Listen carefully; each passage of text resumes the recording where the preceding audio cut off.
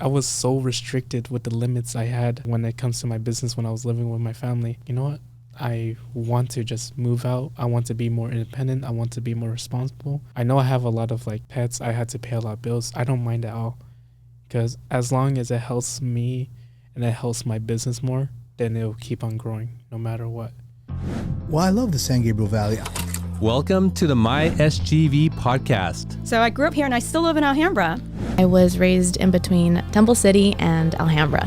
Eventually resided in South San Gabriel. Our mission is to capture and share the stories of the people of the San Gabriel Valley. Monterey Park has pretty much been my whole life. Well, I'm proud to say that I was born and raised in the San Gabriel Valley. We believe our diversity is what makes the SGV great. And no matter where you are from in the San Gabriel Valley, you will feel welcome.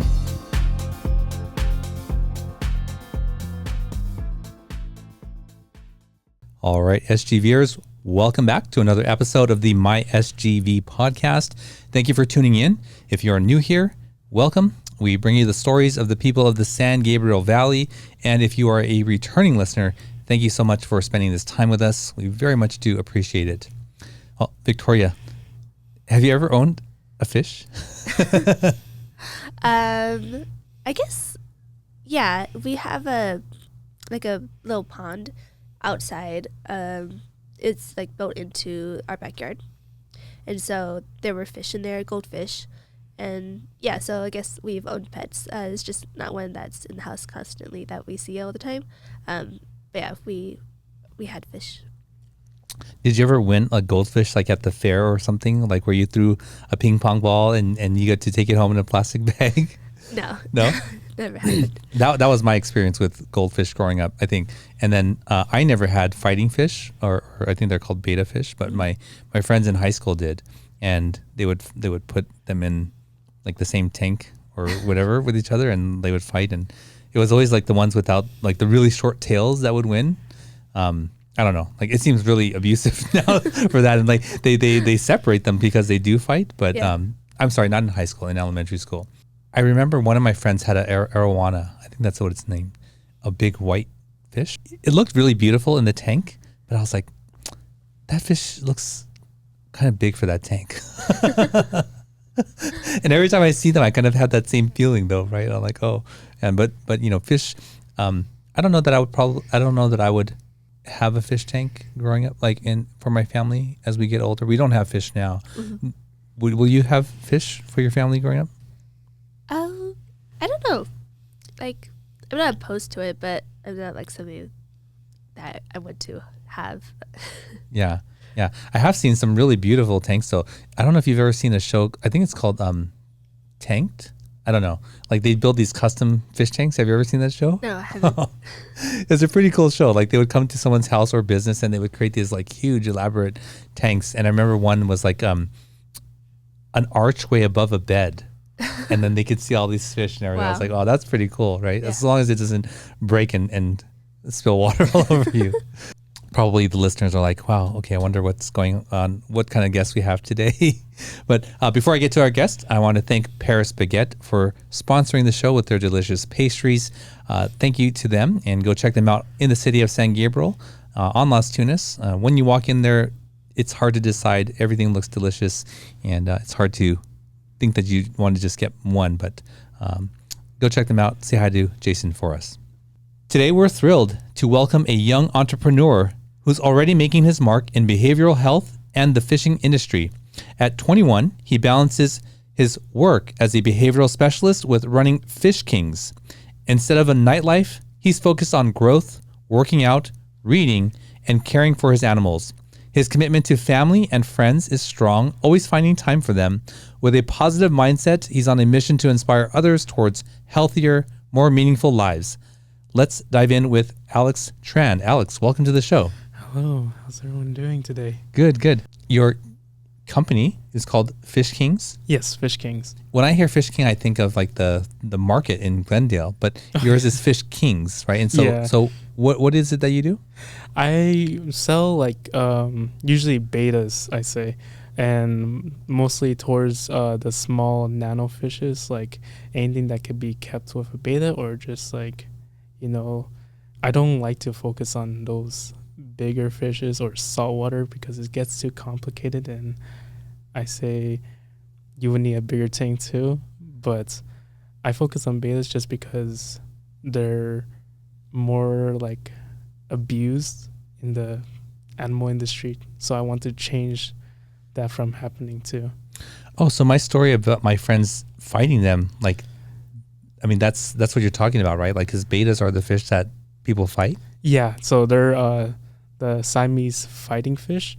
I usually don't recommend that just because they are aggressive towards each other, and some other type of some other fishes too. Like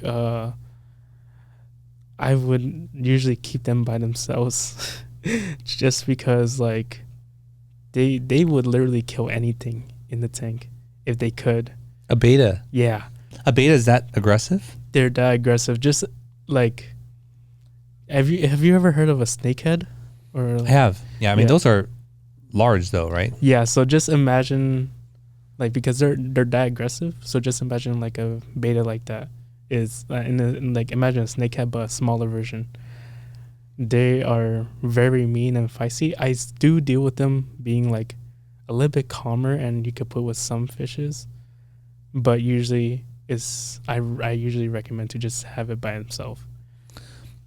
Okay, I want to get more into the learning about those fishes, but let's start with what is your connection to the San Gabriel Valley, Alex? Well, I've lived in the San Gabriel Valley for ever since I was like born. Actually, well, I was born in Fountain Valley, Orange County, but I've lived in Rosemead for I say until like until middle school. Afterwards, I moved to Monte and then stayed there, lived there for like since high school, and then kept on moving to La Puente, which is like supposed to be a permanent home for me because my parents bought a house there.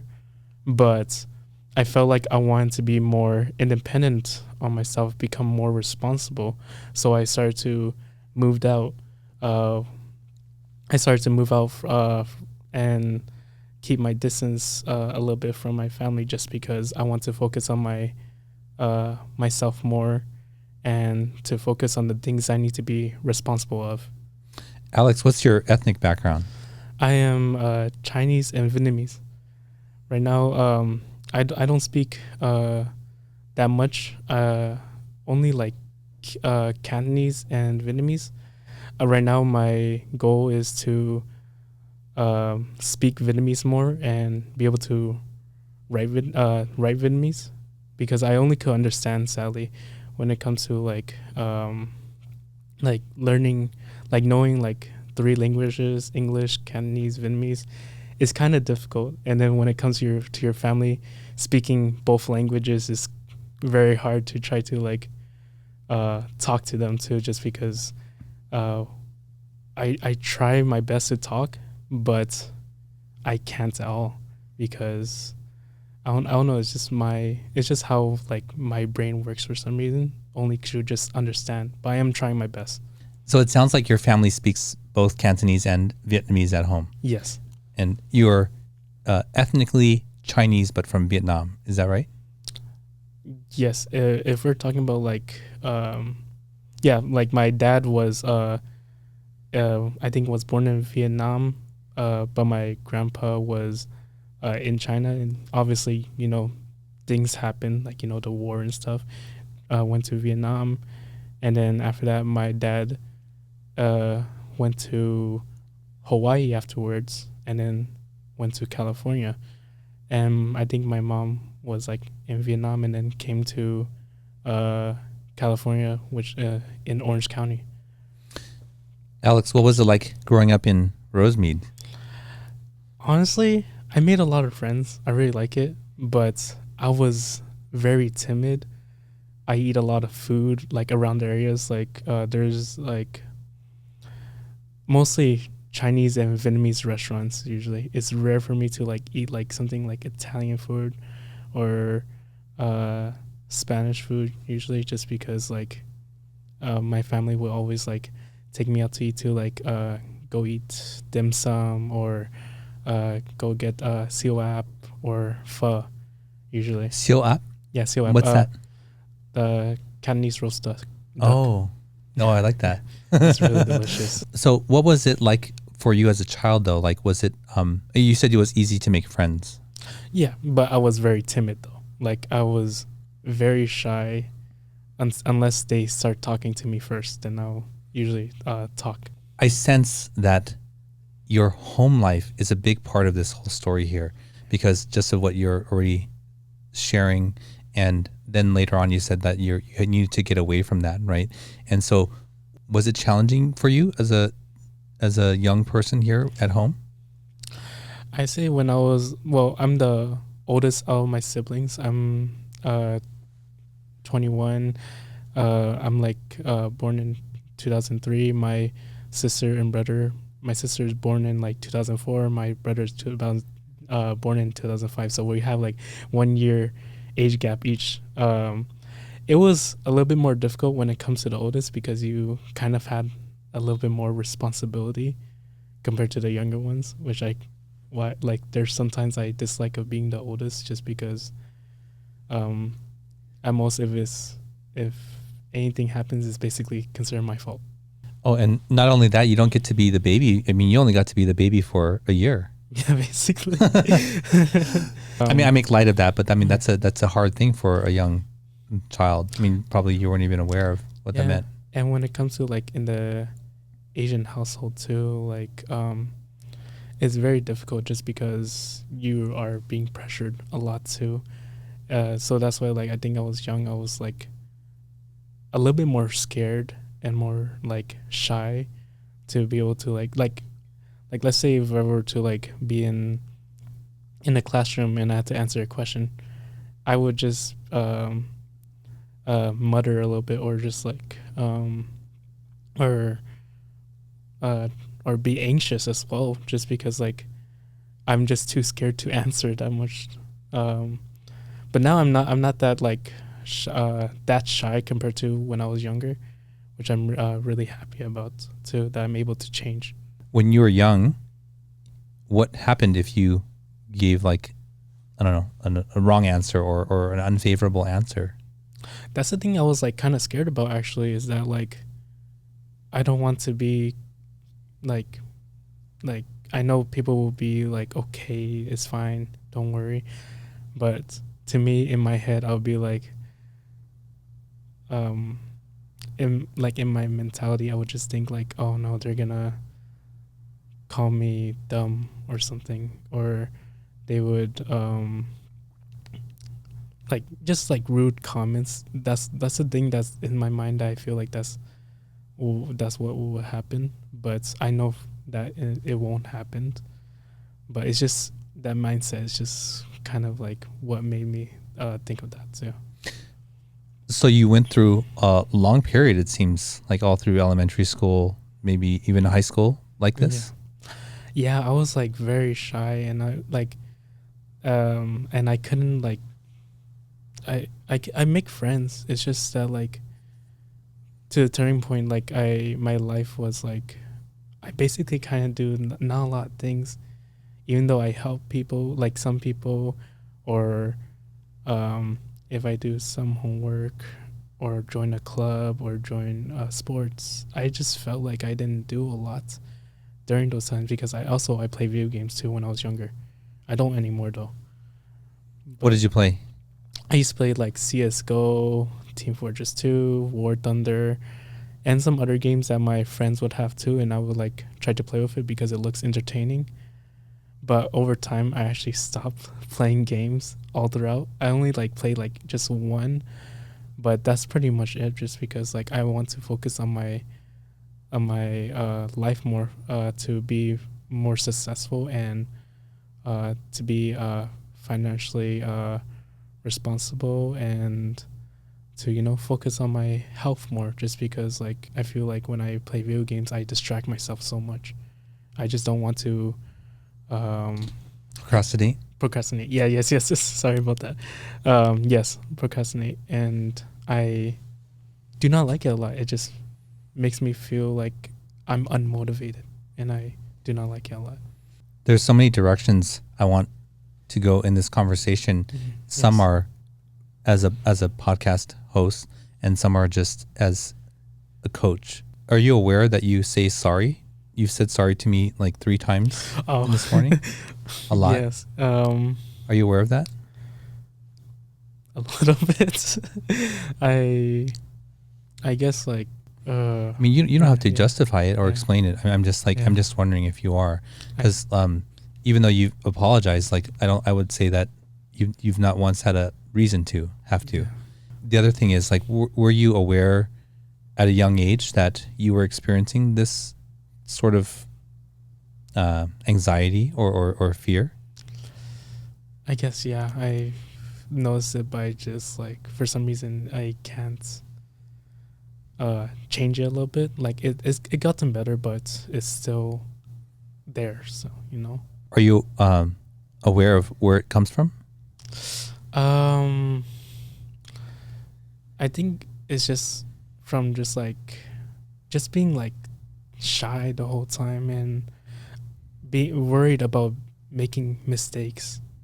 Are you aware of where that comes from?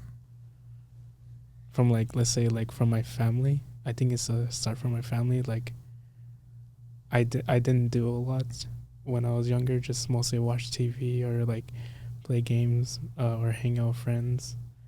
Homework I didn't do a lot too. So like, and also with like a lot of pressure with being like, let's say like having a lot of potential on doing better in life. It just puts a lot of pressure into like into me like thinking I would make a mistake in the future. Yeah, I can see all that, and I can hear that in your words. I don't mean to ask you like difficult questions just to ask them. I really mean to share this part of you, because people who are listening, one, they may not know, right? And two, who may be experiencing the same thing, like your own experience will speak to them, right? Yes. So I don't believe that kids are lazy. I don't believe that kids are naturally afraid. I don't believe that kids just don't live up to their potential.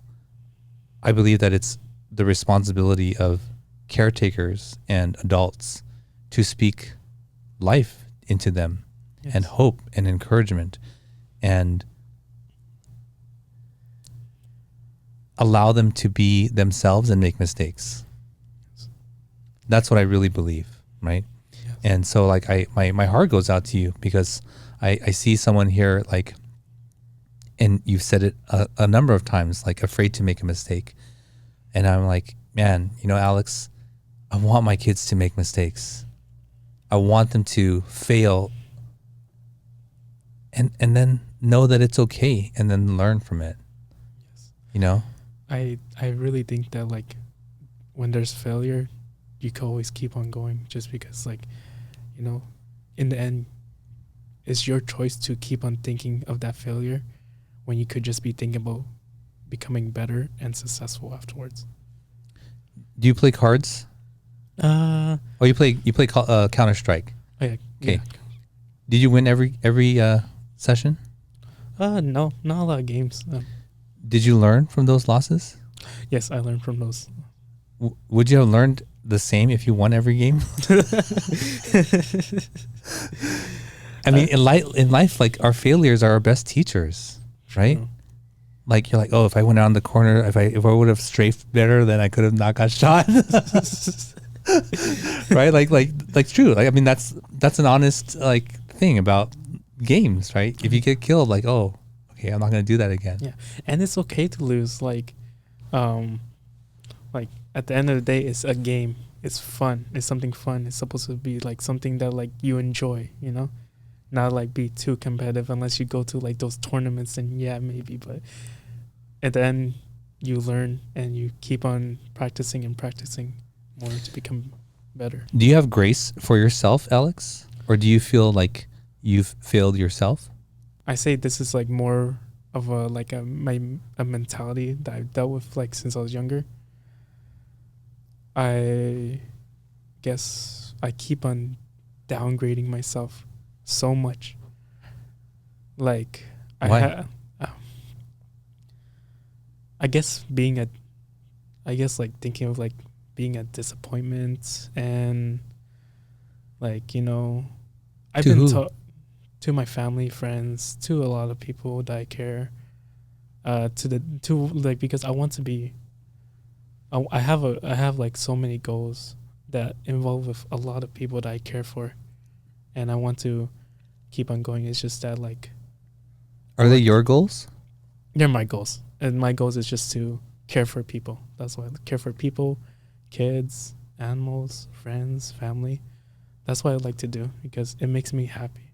Like, I have friends that tells me that like it's okay, like just enjoy yourself, go out party or go out to go out like somewhere. But in my opinion, I do not like it a lot. I just prefer helping people more. It makes me happy that I'm able to contribute in my life to give the support that people would want. Where do you get your value from, Alex? Like as in like how I am as a person, or I'm smiling because like it's a challenging question, right? And there's so many angles to it. So how do you know that you're valuable? I guess there was to the point that I was there's a lot of things I was like afraid of. I think one of them, the top one right now, is losing myself. I had so much instance that my mind would just think about things that I'm not supposed to be thinking about at all. To that time, like I am still working on it, but I know what I want to do. I know I shouldn't be thinking of having those mindsets, and I want to continue living on to do what I like to do, to make people happy.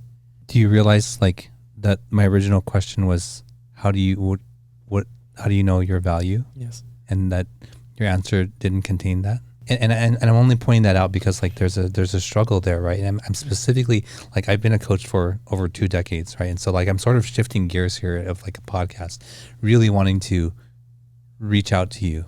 And I asked you that question because I think it's important that you know how to answer that for yourself. I hope that one day you can get to this as an answer, Alex. I really do. I hope that one day you can answer that and say, I am valuable just because I am alive. Yes.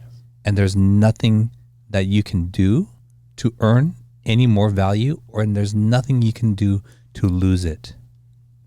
It's not based on what you do or produce or make or anybody's opinion. And you don't have to earn it. Yes.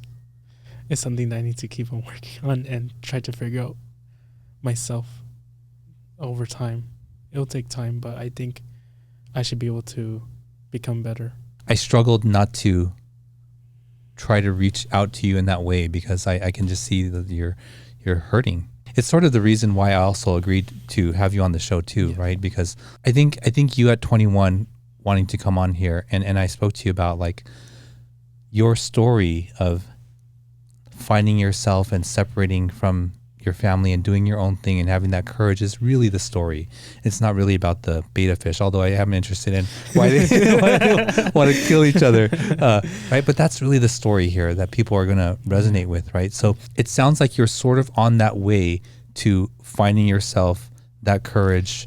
And was there something, an event that led up to you realizing like, okay, I need to sort of go my own separate way from your family?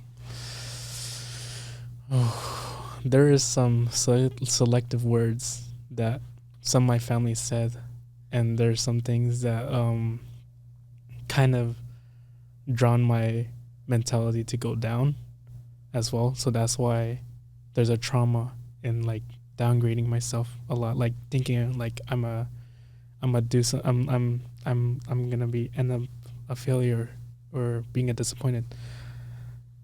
And that's why I moved out, just because I did not want to deal with it. The whole time in my life, I know that there's some things I didn't do what they want me to do because like they don't like it, but it's something that I like to do. Like, you know, I like to go hang out with friends. I like to spend time with my animals a lot. I like to, you know, I don't like to go parties. I don't like to go clubbing a lot. I don't even do like, I don't even drink that much too, because I want to focus on myself as a person. And during those times when I was with my family, I hold so much emotion. I keep on hearing a lot of things that I did not want to hear at all, just because I'm a business owner, and then like, you know, sometimes they will see like I have failures or success. And when there are some failures, there was no encouragement. It's all mostly just down, like me being like a failure to them, which like I know they don't mean it. It's just that like they wanted me to do something better. Like, you know, they want me to go to college. They don't mean it, but does it still hurt? Yeah. It still hurts, right? Yeah. So like whether they meant it or not doesn't really matter. Yeah. I make a joke of that, but like a lot of people like to use that as an excuse, right? Like I can say whatever I want if my meaning is well, actually your words matter, right? And that's why like during those times, all I did was listen. I did not argue. I kept on holding it in. And the thing that sucks is that when I hold it in, it's gonna burst someday, which it happened. Like sometimes, like there was like a time at a party. This was recently at Halloween bash, which is me and my friends, and like some of their friends. I drank so much, and I wasn't thinking about drinking. For some reason, I just wanted to. For some reason, and I drank like 5 bottles of soju, like all in like basically almost in one go, basically. Like none of my friends noticed it, but like they knew that I was like a little bit like down. I was like very sad. And when that happened, I was so out of it to the point that I spewed out everything that had been happening in my life. They did not, like, even they're my close friends, they did not know what fully happened to me. And once they knew, they felt very concerning about me more, because I said everything in. And when I like overdrink, the last thing I know is that like I was in the ambulance. I was like, my heart was like pumping very hard. I felt like it just felt like my body was gonna shut down, even though it shouldn't. But it was very scary because my friends told me that I kept on like trying to move, and like I kept on hitting my chest a lot because like I did not like the pain at all too. When I went to the hospital, they sedate me because I was moving a lot too, and after that, like, my friend called an Uber and then took me home. I didn't have my keys, so I had to sleep at my neighbor's house. My neighbor is cool. He also breeds pets too, so it's really nice. So he was able to let me sleep over there for a little bit, and I'm able to like go back to the house. But that day, I realized I need to not deal with that incident again. Because it negatively impacted me. Like, it felt like my physical health. I feel so sluggish. My mentality like felt worse. Like, it all happened in all like a month, because like during that time I was because of my dog's death, and then after that, like I got into a car crash too in April as well. So my back was not well during those times, and I was scared of what would happen to me. And like in the first of October, I was dealing with a breakup too. So those three major impacts that happened this year affected me more, and then I started to think more of my past traumas, and it was really scary. I did not want to think of those at all. I did not want to have those past traumas. I did not want to think about having those mindsets. As a young man, I would imagine that knowing that you need to have an outlet for those things is not always apparent, right? And so often young men think like, well, I'm just going to stuff it. Yeah. And like you actually can't. And there's consequences to it, right? Physical consequences as well as mental and emotional. Mm-hmm. Well, that's a lot. So your car accident, your dog's death, and then a breakup. Yeah, and then in addition to whatever's going on with your family. And then the Halloween bash. I don't know if 5 soldiers is a lot, but is 5 soldiers a lot? I mean, I guess it depends on over how long a period of time. Because it felt like I kind of overdosed. So that also was like another event too. But I say the other 3 were like more the reason why it affected me to drink a lot during that day.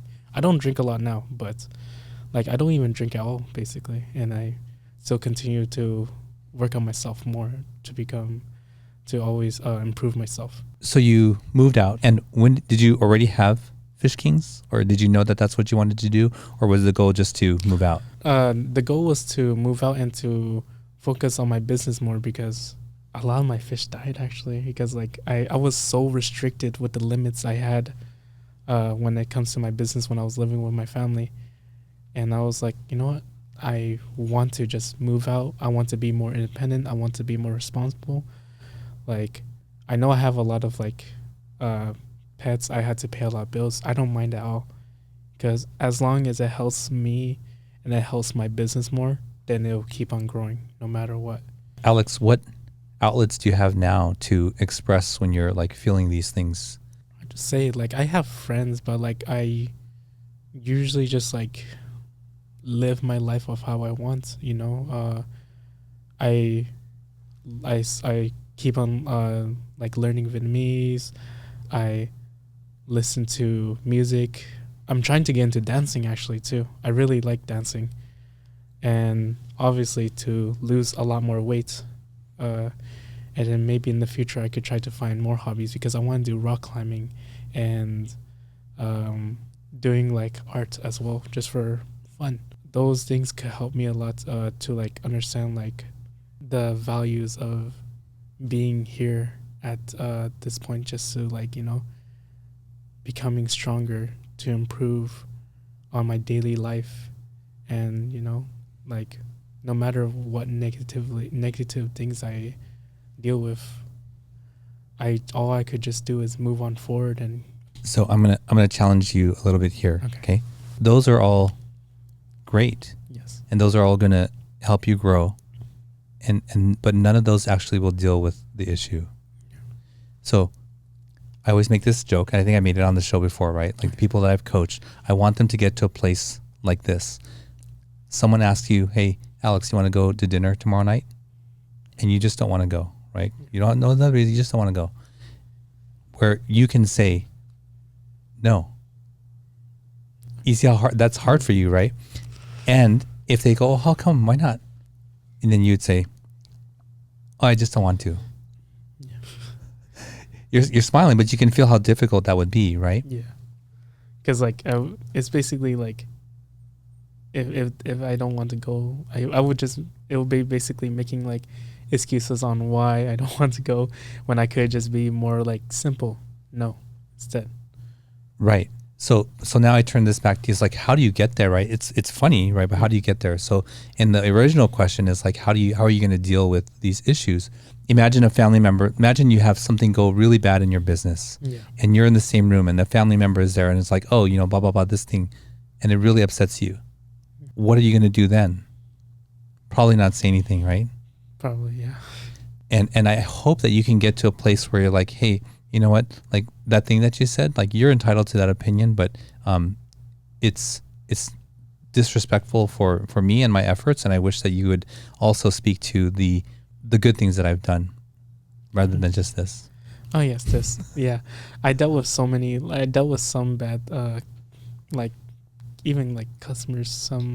I deal with even like people who aren't even my customers, and they complain of how I take care of my fish, even though it's like that's what a store does, and like that's what a fish store does. And then like I don't get what you're complaining about. They're happy, they're healthy, like that's your opinion on how I run it.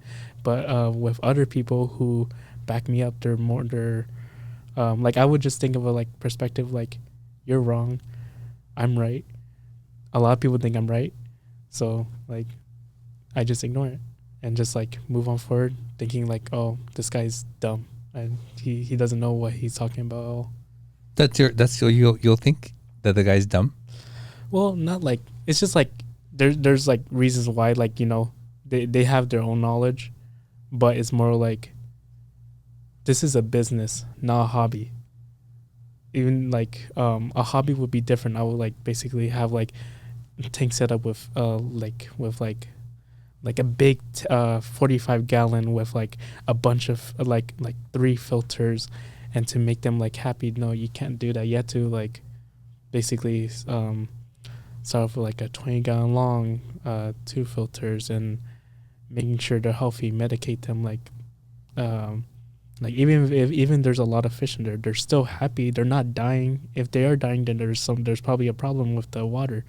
So like people don't know about the business life a lot because it is very difficult, and then they think it's like something really simple, but it's not. It's very complicated over time. Let's sort of shift the conversation because we're going into now like your business, which I'm interested in. Yes. But before that, we ask each guest to bring an item of significance with them. What did you bring with you today, Alex? Oh, I brought a fish mask. Can you show this camera? A fish mask. Okay. Oh, you know what? This is different from the ones I see on social media. But yeah, okay. Yeah. Tell us about it. So I actually got this for like last year's Halloween, actually. You want to hold it? Yeah. You can wear it if you want. I just want to see. Oh, you can't see? You can't see through the eyes. Oh, you have to go through the mouth. You have to look it through the mouth? Yeah, it's very hard. Okay. Like I wore that just for like to wear at a fish club, which is called Escape Coast Fish Club and Southern Kili Fish Club. That's where I usually go to like talk to like a lot of people, create connections, and you know like look at the fish that they have and maybe get some too. And they are really good people. They helped me with a lot of things, and you know like teach people on how to take care of those type of fishes as well. But with this mask, I wore it a lot, and then I had a crown. I don't have it with me right now, but I wore it just because, you know, Fish Kings, just to like make a joke out of it. And then over time, I go to like big events like conventions, or I only went to one, but I'm planning to go to the next one in next year, June actually. And I'm gonna wear the mask the whole time, maybe do some dancing a little bit just for fun, you know, just to make people happy. Like and we also have like a signature right here, which is like an autograph of like it's faded because I keep on wearing it all the time, but it's from like my favorite YouTuber actually that I met at a event at one of those clubs. His name is like Joey from King of DIY. He's from Canada, and he's a really good person, and he does joke around a lot, which is really funny. But during that time, like when I wore that mask with the crown, he thought I was like making fun of him. But over time, he realized I wasn't. I was just wearing it just because of my brand, and also because like it looks fun to wear. Like I even wore it at my job. Like when it's Halloween, I wore it at my job for behavioral specialists, and all the adults were scared, but all the kids were like, oh, "It's a fish!" Like I even have like some of them to like come to me and hug me too, which I was like, "Oh, that's cute." And like obviously the worst part is just like I can't see that much. So like one time when I was like walking with a client, I bumped my head on the pole. And it must get hot in there. Oh, it does. And then it's like it's made out of like rubber, latex. So it smells. And then like I would need to like wear something because it kind of like if I ever like scratch my eye, it's painful. And then my I don't know if I'm allergic to it. It sounds like you're allergic. Yeah, I was gonna say that. Because my lips like okay. Good thing is swollen? it was like very dry. Like I feel like it was cracking a lot, and then like good thing it didn't do that when I was getting ready for the podcast, because if it was, I would be like so self-conscious about like my lip the whole time. But good thing it wasn't. Cool. Thank you for bringing that in. Oh, yes. I wish we could see it with the on and with the crown. That would be cool. Oh yes. So I want to get more into your business and what that all looks like, but let's take a quick break and we'll be right back. Sometimes, even the best of us can slip up. That's why the law offices of Scott Wormuth are here to pick you back up again. And while they strive to get you the biggest compensation possible, oh my gosh! Their main concern is your health and recovery. They work closely with doctors and insurance companies to make sure you get the proper medical treatment. Initial consultations are free, so give them a call. At the law offices of Scott Wormuth, we're with you all the way.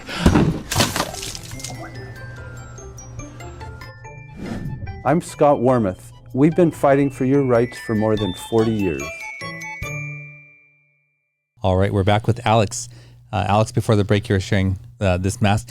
I actually think it is the same one. I think the people on TikTok, they cut out the nose and they look through there. Oh, really? Yeah, I think they cut this part out. Oh, that actually would have worked if I were to see. Yeah, wait, I like it.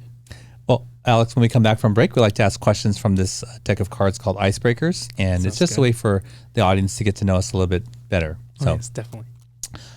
Are you a cat person or a dog person?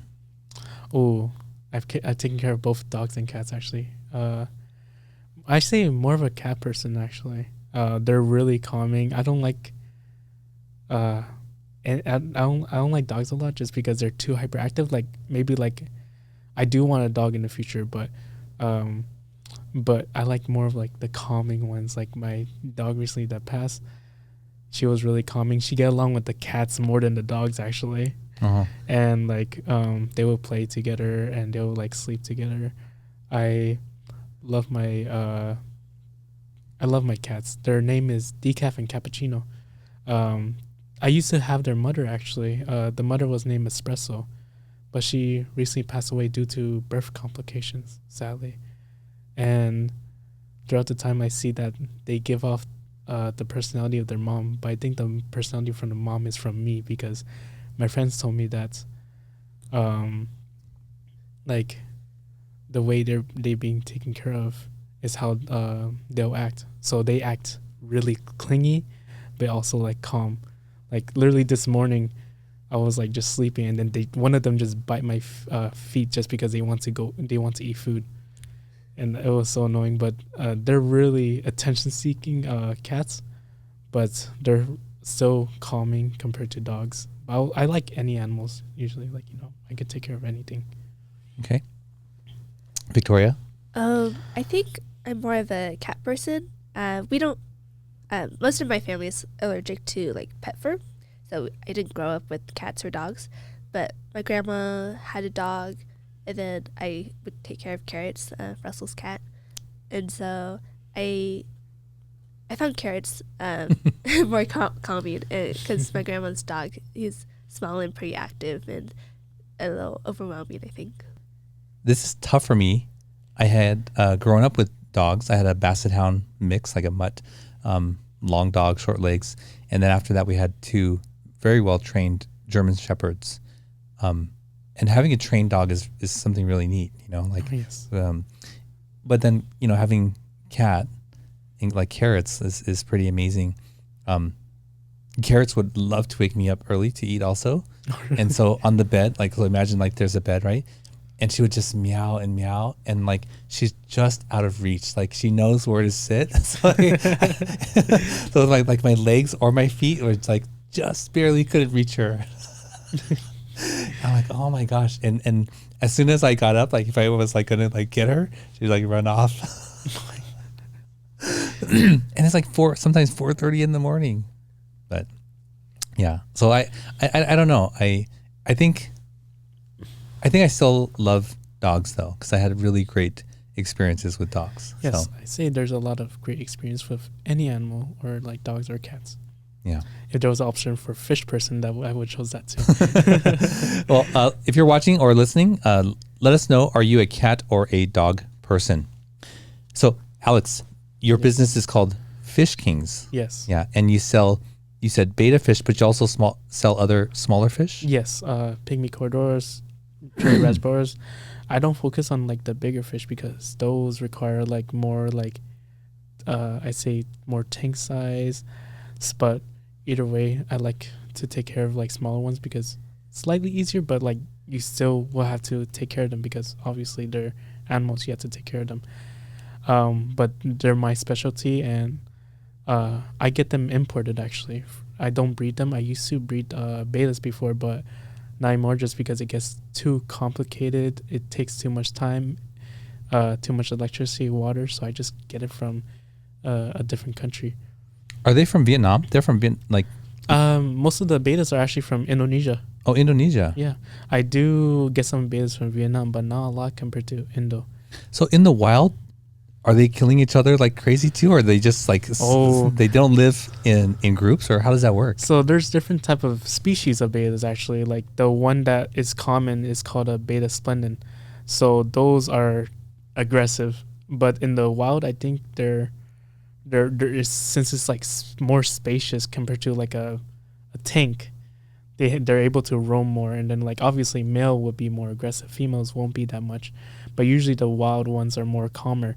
The reason why they're aggressive is because people made them aggressive to make them like show off their coloration, their body more, because they're slender, their fins are like popping out, and like they're swaying everywhere, which is a lot of people like. So that's how the aggression usually comes is man-made more. Wow. And so if someone purchases a beta, they can't have more than one in a tank. No. Right? Like you can have females, but that's risky because they are also aggressive too. But like there's specific requirements for them too, which honestly too much work in my opinion, just for having colorful fishes. Like I know betas would come with like different colors, their patterns are nice, but like at the end they're all gonna die because they're gonna like stress each other out so much. It's like abuse to them. You have a whole bunch of betas, and that means that they're all in individual tanks. Yes. I've seen that, like if you just bring it close to each other, the two. Oh yeah, they'll like flare each other, like but the ones I have compared to what other people have seen or like are way different. Like I say, their colors are something you'd never seen before, and even people who like have betas for a long time, they haven't seen some of the coloration that we had, because we focus on the quality, like their health, their fins, and their colors, and we make sure that they're all well taken care of before they're being sent to new homes. I've seen video or images of betas like in a tank with like plants and bamboo. Is that so? Oh, you have this like smile on your face. Is that not a good thing? Bamboo is not fully aquatic. Actually, they're more like half and half. So like you need to have like the top part to be like with like on top of the water, while the rest will be at the bottom. So at most you would create a lot of like you'll basically poison the water at that point because they're decaying, and like it won't be good for them because they won't grow. They'll just rot, and then the beta would deal with some problems too because like let's say there's gonna be ammonia, the nitrates are gonna be high, then nitrate is gonna be high too, or like maybe it'll create some fungus or anything too, just like from the rotten bamboo. So I usually don't recommend bamboo unless they're like tall enough for the tank to not be fully submerged. So do you just sell the fish itself, or do you sell like them in sort of like this decorative type thing? I sell them by like the fish itself because if you do like decorative, it'll be more expensive, more time consuming, and also like, you know, like why not just like make their own imagination with the tank rather than like buying something from like what I make. Like it could be pretty, but you know, have your own creative mindset as well. Learn from those creative mindsets, and then like, you know, you don't need to follow what I do. In the beginning of the show, you mentioned that, you know, stopping the animal abuse was important to you. Yes. How do you recognize if people are coming to you just to buy a fish to fight? With the amount it costs for the beta, I don't think they would want to have it to fight unless they're like really rich. Then yeah, they'll most likely do it. But usually I ask them like, what tank size are you gonna put them, or like, do you have a photo of them? And then I ask them questions more and more, and I tell them like, you can ask me questions on like what specific thing you're thinking of having the tank. Like I had people who like want to buy a male and female and put them together, but they'll still kill each other. So I would tell them, but they need to be in separate tanks, or also like, or one of them would die, and then like one of them would have a lot of fins, just because like just to like, people think you could just put two different genders and they won't like of the beta and they won't fight each other, but then they will actually fight. So I always give them the knowledge that they need, and like I do care about the animals, but at the end they buy the fish, and then usually it's not my problem. I will help them on like asking questions like, what's your water parameters? Did you recently put the tank, or did you put something in there, just to like understand what's going on. But like, you know, there's always gonna be some customers that will complain for some reason. So you can't have a beta with another beta, but can you have it with other fish? Actually, very selective too. Since betas are aggressive, and there are some small fishes that actually would nip the fins of the beta, like let's say like mollies or tetras or platies, guppies. Like those are usually like some, or like other like, I'm trying to think, but or bigger fish actually, or barbs, gouramis.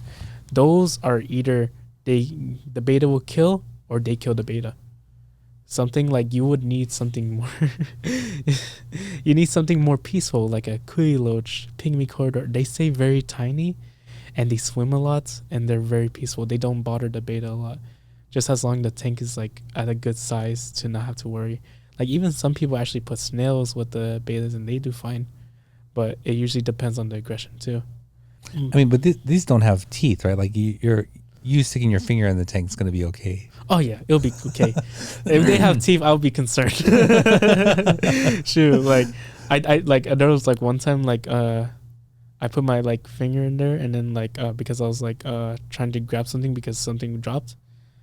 The beta was trying to bite me the whole time. Like he kept on pecking on me, and then wow, yeah, that's how aggressive they could be. But their coloration are really nice. Like I get some that are like full purple, some that are like green and black, some with like patterns that no one ever seen before. Like 2 years ago, I sold like a beta for $800. What? Yeah, because I call the beta Blackpink. because the body was black and the fins were all around pink. So, and then someone bought it for 800, and then it won first place and second place in competitions. Okay, so these are not like the ones that like PetSmart that like they have on the little end cap, and there's like a whole wall of them, and these are high end. Yeah, okay.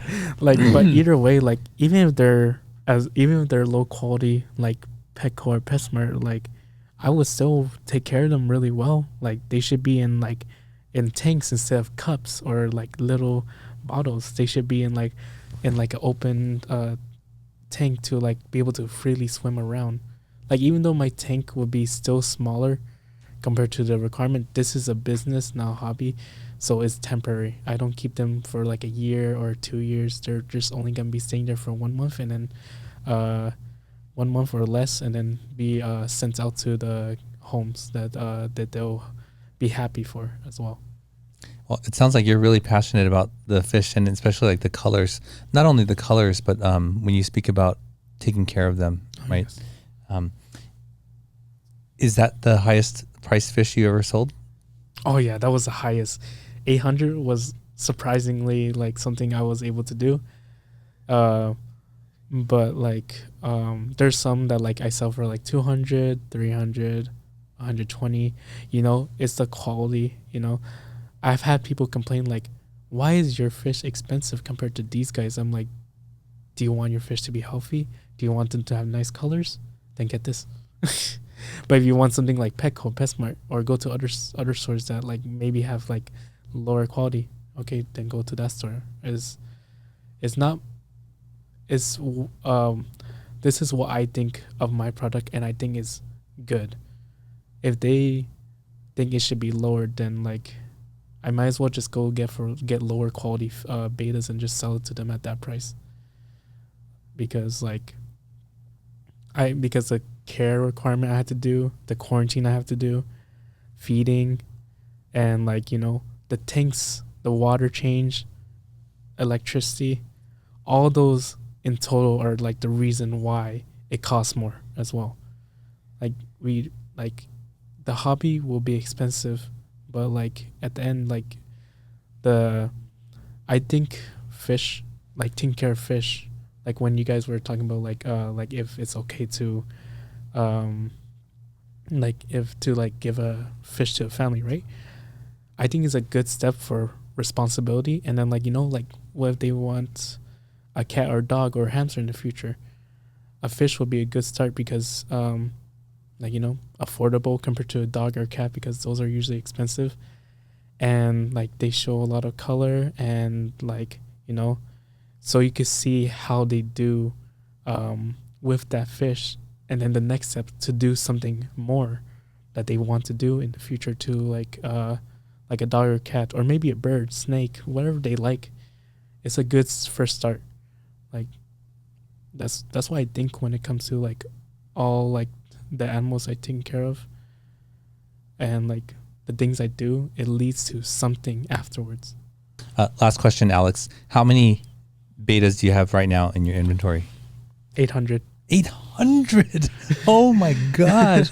Okay, I was not expecting that. I was expecting like maybe 100, but 800. Yes, I usually get a lot. I usually get a lot of supplies because it's wholesale, and you know it's expensive. The shipping itself is like double or triple the amount that I pay for the fish, and that's why like I just get more. But like obviously I can't overstock all the time, or else I'm gonna like have so many baits. What do I do with them?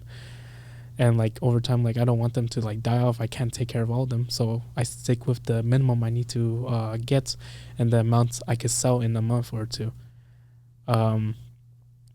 And the funny thing is that like I actually have a farm in Indonesia. Yeah.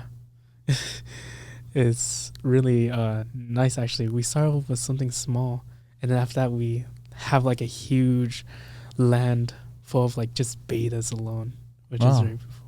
That's cool. Yeah.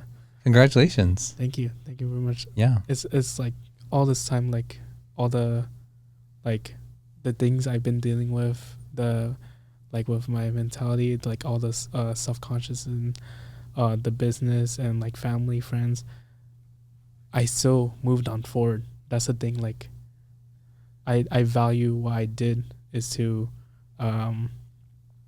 see the build up success, the success I could have. Like a lot of people see that I'm gonna do really well in the future just because like how I am, like trying to be positive and trying to like just give the knowledge that people need. Like that's why I love teaching people a lot. It really makes me happy to teach them and then have them to know what to do in the future life. Awesome. Yeah. Well, Alex, we're going to move on to the final segment of the show. Oh, yes. Where we get to know what you like in the San Gabriel Valley.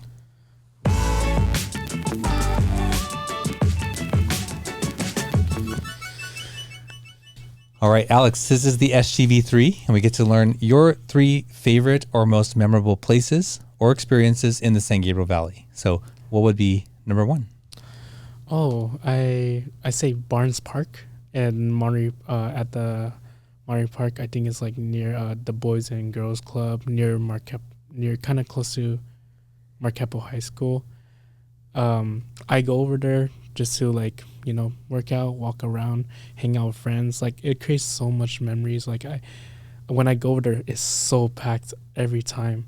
Like kids are playing, the old Asian people are like dancing, doing the Tai Chi or, people are playing tennis. There's some events that are happening too. Like I don't get into those events, but like, it's something like nice to see that like people are enjoying, families are gathering together, friends are gathering together. And like, I'm just watching this while I'm just doing pull-ups the whole time or chin-ups.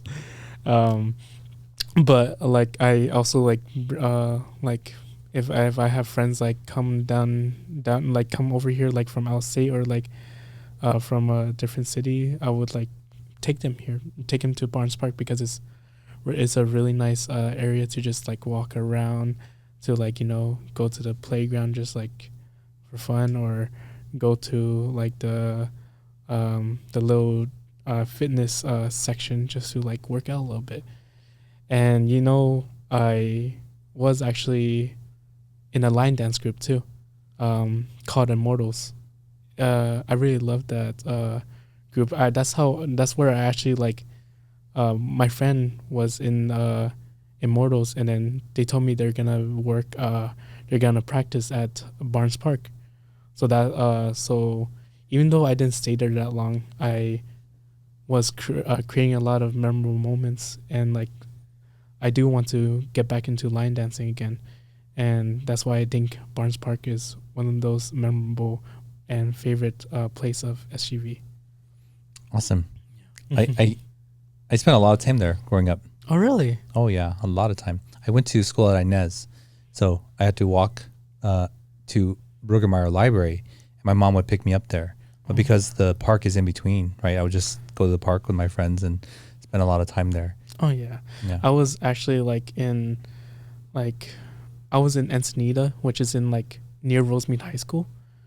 And then after that, I lived in Garvey Middle School, and then went to San Gabriel High School, and then transferred to Mountain View, which is El Monte. But I really like the area around Rosemead more, so that's why I moved back here actually.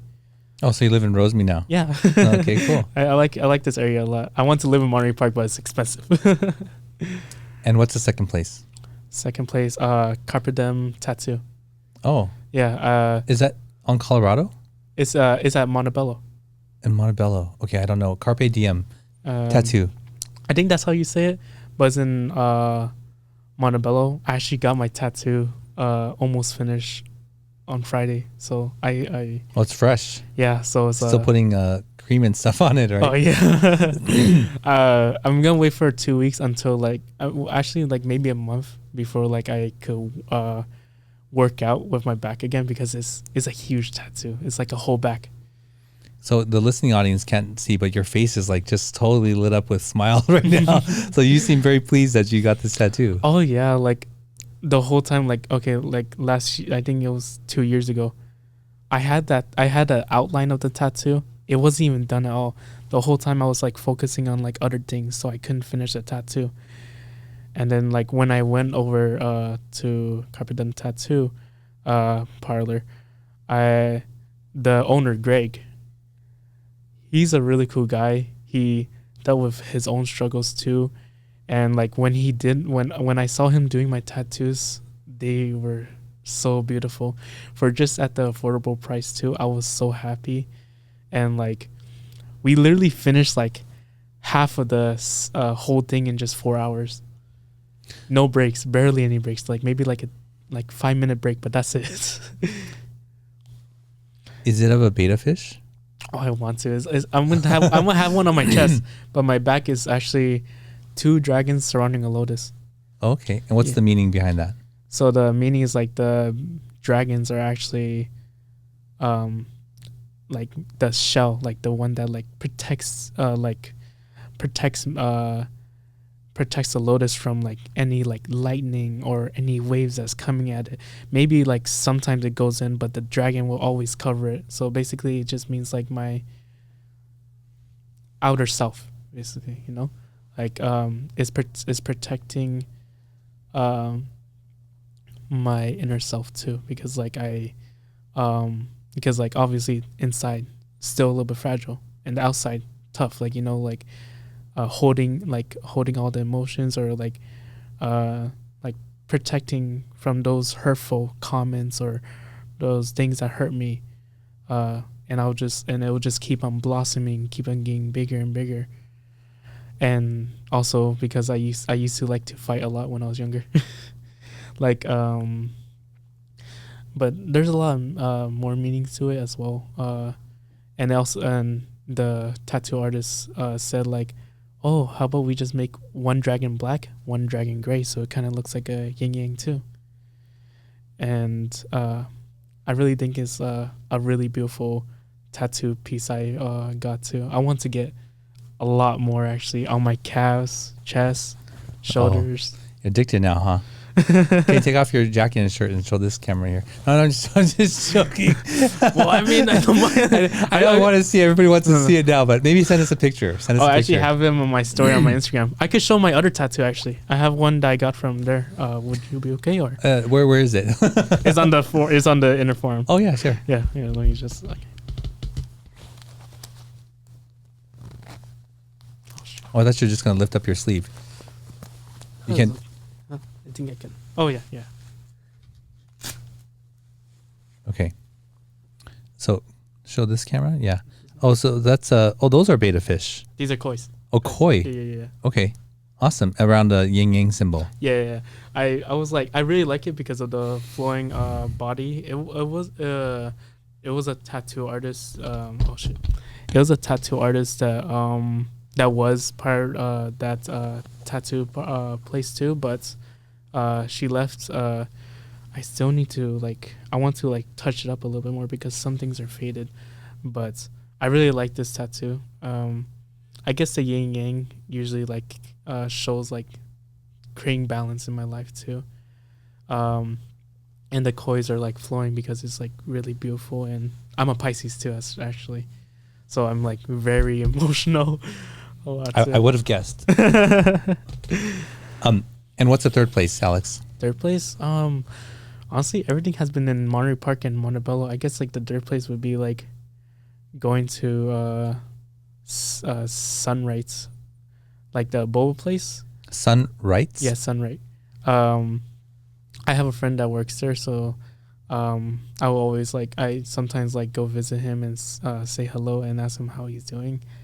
And I like their drinks order, and I would take my friends or people who I'm with to go to this place just to hang out, talk, and drink boba the whole time. I don't drink that much now. I don't drink that much boba now just because of the amount of sugar it has. And I realize it's gonna ruin my pocket all the time because so I would go there a lot. I still go there just for not boba, matcha latte or orange tea usually, just because I see that's a better alternative somewhat healthier, even though there's a lot of sugar, compared to just like drinking boba. It created a lot of memories too. Plus the building is like nice because like there's a lot of parking as well. So like every time me and my friend at night will just be like chilling at the parking lot and just talk the whole time, talking about life. Even like it's like it's nothing like that special. Just like something like I really think is something I like to do over there or a lot of times. But I used to like hang out around like Atlantic Times Square, but not anymore because like it's so dead over there too. So I chose like a different spot, like the Sunrise Studio, just because the parking over there is so nice and I could just like park anywhere wherever I want. Because like when I think of like Monterey Park, it's like a very spacious, peaceful place to just like hang around. Well, Alex, thank you for sharing those 3 with us. If people want to check out your, I guess your stuff or your inventory or learn more about what you do, what's the best way for them to do that? I mean, like I have like 2 accounts. So like my personal like is on Instagram, Alex Tran 1234, very simple. Or my business account if they want is fishkings_official. Just so they could like look at the inventory. Like we could create appointments so they could come check out the place too. So they could like buy like fishes or look at it too. It just depends on the time I have because obviously I work a lot too. But I'm hoping over time I would have a store in the future. That's my goal, is to have a store and then make people happy to see the accomplishment at this like around this age, even though like the economy is not that good and like and prices are up. I'm able to show the goals that like people that I could make, and then it can inspire people to make their own goals in the future, even if they deal with like failures or hardships. They still keep on going no matter what, because that's what I've been doing the whole time too. Yeah, thank you, Alex. I do hope that you'll get to that point one day where you're like, no, I don't want to go to dinner with you because I just don't want to go. And I do remember the thing I wanted to share with you. It's that you'll never be criticized by someone who is doing more than you. Yeah. In fact, people who are doing more than you are almost always going to lift you up. Yeah. They inspire. Actually, I have like friends who are in business too. They actually, and like people who are hired, they actually are more like positive compared to like people who like don't know that much and just like become negative. Yeah. So like I think of it like a better like that. The aspect of it is like thinking like, okay, like how I said, like the person that don't know anything, who cares about them, focus on the people who are giving the positive reinforcers. And the people who gave me those positive reinforcers, I appreciate them a lot and I respect them a lot, just because they've helped me towards my journey to become a better person, a better business owner, and like be all around. Like all this time it's just been like hard and like easy, but over time I always have to keep on dealing with this over time. Thank you, Alex, again for being here today and sharing your story with us. Thank you. Well, there you go. I knew this conversation or today's show was going to be a little bit different because actually the fish conversation was quite interesting. I didn't know that they were that aggressive, but really, like, I wanted you guys to get an idea of who Alex was, right? Because he's not just this person who's, has a fish business, but the struggle that he has gone through and is continuing to go through and to push through that. That's the story and the journey that I hope that he was going to share with us today, and that you could see that type of tenacity and determination in him. So thank you for spending this time with us. If you like this kind of content, please subscribe. Don't forget to like and share. And if you want to see the full back catalog of episodes, check out our website, mysgv.com. mysgv.net. And please become a supporter of the show, become a patron on Patreon under My SGV Podcast. And until next week, we'll see you then. Thank you for joining us on the My SGV Podcast. Check out more of our content on our website, mysgv.net. This show was produced by Scott Wormuth, directed by Russell Mano, edited by Victoria Allers, and original music by Yone OG. If you'd like to join us next week as we capture and share more stories from our diverse community, feel welcome. Nice mother. No, kind of mother.